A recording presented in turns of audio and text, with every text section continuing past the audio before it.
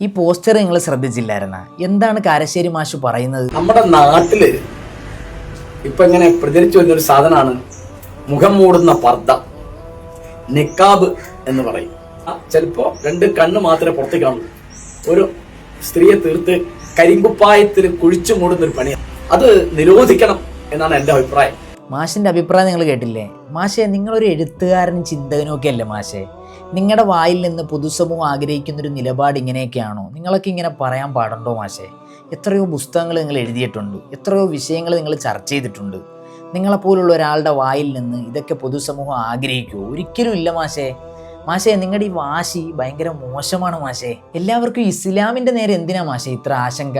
എന്തിനാണ് ഇത്ര ആവേശം? നിങ്ങൾക്ക് നിങ്ങളുടേതാകുന്ന വിഷയങ്ങൾ നിങ്ങൾ സംസാരിക്കുക, അല്ലെങ്കിൽ മാന്യമായ രീതിയിൽ നിങ്ങളൊരു വിഷയം പറ. നിങ്ങളിവിടെ പറഞ്ഞൊരു പ്രയോഗം ഉണ്ടല്ലോ, കരിങ്കുപ്പായത്തിലേക്ക് കുഴിച്ചു മൂടുന്നെന്ന്. എൻ്റെ മാഷ, നിങ്ങളിവിടെ നോക്കി, ഈ കാണുന്ന പള്ളിക്കാട്ടില്ല കുഴിച്ചു മൂടുന്നത്, കരിങ്കുപ്പായത്തിലല്ല. ഇവരൊക്കെ എന്താണ് ഇസ്ലാമിനെ കുറിച്ച് മനസ്സിലാക്കി വെച്ചിരിക്കുന്നത്? നമ്മളൊന്ന് ചിന്തിക്കണമല്ലോ. നിങ്ങളൊരു ചിന്തകൻ എന്ന നിലയിൽ നിങ്ങൾ ചിന്തിക്കുമെന്ന പ്രതീക്ഷയോടെ ഞാനൊന്ന് പറയട്ടെ. നമ്മൾ ആരെങ്കിലും ഈ വജ്രത്തിനെ വഴിയിൽ ഇങ്ങനെ എറിഞ്ഞിടുവോ? ആ വജ്രത്തിനെ നമ്മൾ ഭദ്രമായി പെട്ടിയിൽ സൂക്ഷിക്കും. അപ്പോൾ ആരെങ്കിലും വജ്രത്തിനെ കുഴിച്ചു മൂടി എന്നുള്ള പ്രയോഗം കൊണ്ടുവരുമോ മാഷെ? ഒരിക്കലും ഇല്ല.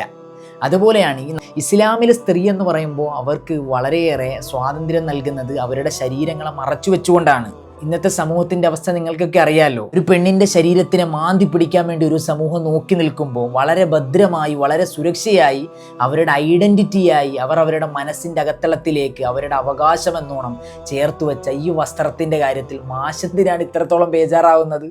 ഞങ്ങളുടെയൊക്കെ ഭാര്യമാരെയും ഞങ്ങളുടെയൊക്കെ സഹോദരിമാരെയൊക്കെ ഞങ്ങളൊക്കെ നിർബന്ധിച്ച് നിക്കാബ് ഇട്ടില്ലെങ്കിൽ ഞങ്ങളുടെ കഴിയണ്ട എന്നൊക്കെ പറയുന്ന ഒരു അവസ്ഥയിലേക്ക് നിങ്ങളുടെ വാക്കുകൊണ്ട് പൊതുസമൂഹം ഏറ്റെടുക്കുമെന്ന് നിങ്ങൾ ചിന്തിച്ചെങ്കിൽ അത് നിങ്ങളുടെ തെറ്റിദ്ധാരണയാണ്. ഇവിടെ മുഫിത്താത്താക്ക് എന്താണ് പറയാനുള്ളതെന്ന് നിങ്ങളൊന്ന് കേട്ടു നോക്കുക. എടി മുഫിയെ, എന്താണ് നീ നിക്കാബ് ഇട്ട് നടക്ക്, നീ അബായിട്ട് നടക്ക്, നീ ഗ്ലൗസ് ഇട്ട് നടക്കുന്നൊന്നും എന്റെ കായന്റെ അടുത്ത് പറഞ്ഞിട്ടില്ല. എന്റെ ഇഷ്ടാണ്, ഞാൻ എനിക്കിഷ്ടമുള്ള വേഷത്തിൽ എനിക്കിഷ്ടമുള്ള പോലെ ഞാൻ നടക്കുന്നു. നിങ്ങളൊക്കെ കേവലം കരിങ്കുപ്പായത്തിലേക്ക് സ്ത്രീകളെ കുഴിച്ചുമൂടി എന്നുള്ള പ്രയോഗം കൊണ്ടുവരുമ്പോൾ എത്രത്തോളം യോജിക്കുന്നു എന്ന് ഇവരുടെയൊക്കെ വാക്കുകളിൽ നിന്ന് തന്നെ പൊതുസമൂഹത്തിന് ബോധ്യപ്പെടുകയാണല്ലോ.